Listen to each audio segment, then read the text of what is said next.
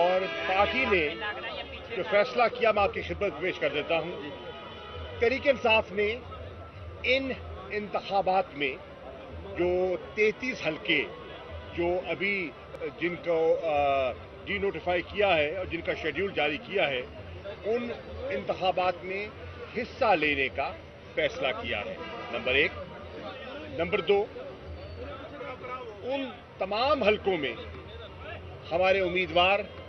پاکستان تحریک انصاف کے چیئرمین عمران خان صاحب ہوں گے, اور اسی حلقے سے جہاں انتخابات ہو رہے ہیں جو کہ ہمارے وہاں کے الیکٹڈ ایم این اے تھے, وہ بحیثیت کورنگ کینڈیڈیٹ اپنے کاغذات جمع کروائیں گے. تو یہ فیصلہ ہوا ہے کہ انتخابات میں حصہ لیا جائے گا, اور یہ بھی اظہار ہوا کہ ایک طرف جو کہ آئینی تقاضا ہے کہ 90 دن کے اندر جو تحلیل اسمبلیاں ہیں ان کے انتخابات کروائے جائیں, ان سے انحراف کیا جا رہا ہے, کترا رہے ہیں, اور دوسری طرف پولیٹیکل انجینئرنگ کی خاطر یہ جو ضمنی انتخابات ہیں وہ کروائے جا رہے ہیں. بہرنو مرتبہ جسمانی ریمانڈ دیے جانے کی کوئی نظیر اس سے پہلے دستیاب نہیں ہے. تحریک انصاف چیف جسٹس پاکستان سے ملتمس ہے کہ اس سرین ناانصافی کا فوری از خود نوٹس دیا جائے, اور آج کی اس میٹنگ میں ہم نے ان کی اہلیہ جو میرے ساتھ کھڑی ہیں ہبا, ان کو بھی دعوت دی تاکہ یہ جو ایک ماں کی جو ایک بچیوں کو جو تڑپ ماں نے دیکھی ہے, وہ انہوں نے اپنا اس کا حال بیان کیا, جس پر ہمیں بہت صدمہ اور افسوس ہوا کہ ایسا نہیں ہونا چاہیے, اور ہم توقع کرتے ہیں کہ فواد چودھری کو انصاف ملے گا اور رہائی ملے گی.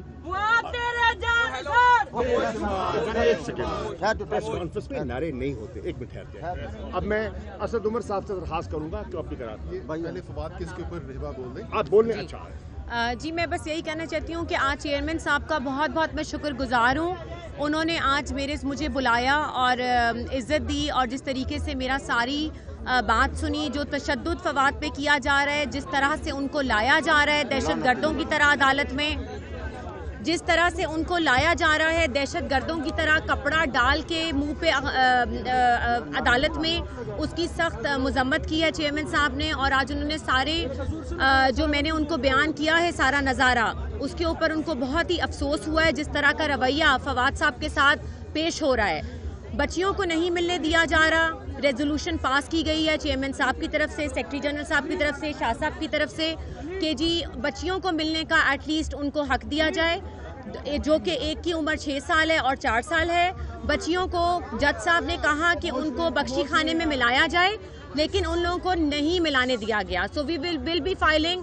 Contempt in upper court also کہ فواد صاحب کو بچیوں سے کیوں نہیں ملوایا گیا. اور میری ابھی بھی چیف جسٹس آف پاکستان سے یہی ریکویسٹ ہے, یہی التجا ہے کہ اس کے اوپر سو موٹو لیں, اور جس قسم کا یہ تشدد فواد صاحب پہ کر رہے ہیں اس کو روکا جائے. Thank you.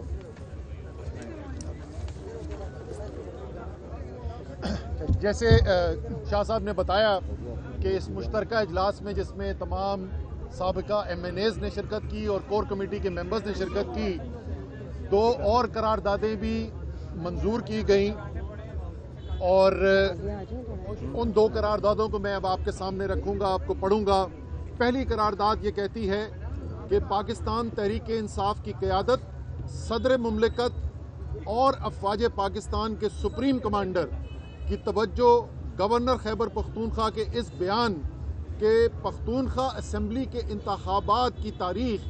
ایجنسیوں اور اسٹیبلشمنٹ کی جانب سے دی جائے گی کہ جانب مبذول کروانا چاہتی ہے. پاکستان تحریک انصاف صدر مملکت سے ملکی سیاسی معاملات میں انٹیلیجنس ایجنسیز اور مقتدرہ کے دیگر حصوں کی بڑھتی ہوئی مداخلت کے فوری نوٹس کا مطالبہ کرتی ہے۔ مزید یہ کہ صدر مملکت ریاستی اداروں میں موجود چند کالی بھیڑوں کی ایما پر تحریک انصاف کے کارکنان اور قائدین ذمہ داران کے خلاف درج کیے جانے والے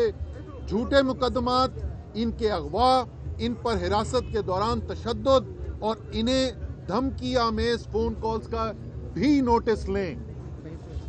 اس سے ہمارے اداروں کی نیک نامی پر نہایت منفی اثرات مرتب ہو رہے ہیں، جس سے پاکستان کے بیرونی دشمنوں اور ففتھ کالمسٹ کی کردار اور عزائم کو تقویت مل رہی ہے۔ پاکستان تحریک انصاف کی قیادت صدر مملکت پر زور دیتی ہے کہ وہ دستور و قانون سے صریح انحراف اور بنیادی انسانی حقوق کی پامالیوں کا نہ صرف نوٹس لیں بلکہ ان چند کالی بھیڑوں سے باز پرس بھی کی جائے جن کی نشاندہی تحریک انصاف کی قیادت اور آزاد میڈیا تسلسل سے کرتے آ رہے ہیں۔ بے شک یہ تیسری قرارداد تھی جی، اور آخری اور چوتھی قرارداد جو اس وقت معیشت کی صورتحال ہے اس کے بارے میں متفقہ طور پر پاس کی گئی، اور اس میں یہ کہا گیا ہے کہ اپریل 2022 سے جس انداز میں پی ڈی ایم کی امپورٹڈ سرکار معیشت چلا رہی ہے، اس پر پاکستان تحریک انصاف کی قیادت شدید تشویش کا اظہار کرتی ہے۔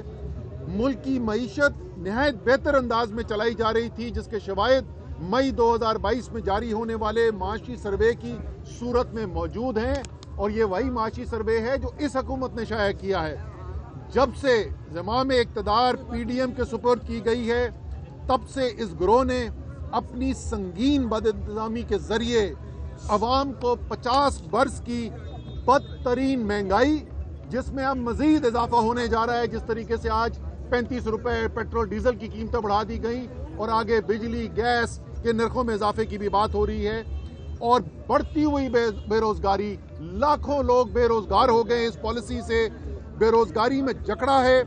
کیونکہ معاشی ڈھانچے کی تباہی کے باعث ملک دیوالیہ پن کی دہلیز پر آ کھڑا ہوا ہے، اور یوں نہ صرف معیشت بلکہ ہماری قومی سلامتی پر خطرات کے سائے گہرے ہو رہے ہیں۔ تو یہ 4 آج قراردادیں تھیں جو چاروں جو ہیں متفقہ طور پر تمام پارلیمانی پارٹی اور جو کور کمیٹی کے ممبران ہیں انہوں نے منظور کی۔ یہ بتائیے گا کہ قومی اسمبلی کے جو ضمنی الیکشن ہونے جا رہے ہیں، اس کے اوپر کیا فیصلہ کیا گیا کہ چیئرمین کے ساتھ الیکشن کریں گے یا آپ کینڈیڈیٹ کھڑے کرنے جا رہے ہیں؟ اس پر طویل بحث ہوئی، تبادلہ خیال ہوا، اور پارٹی نے جو فیصلہ کیا میں آپ کی خدمت پیش کر دیتا ہوں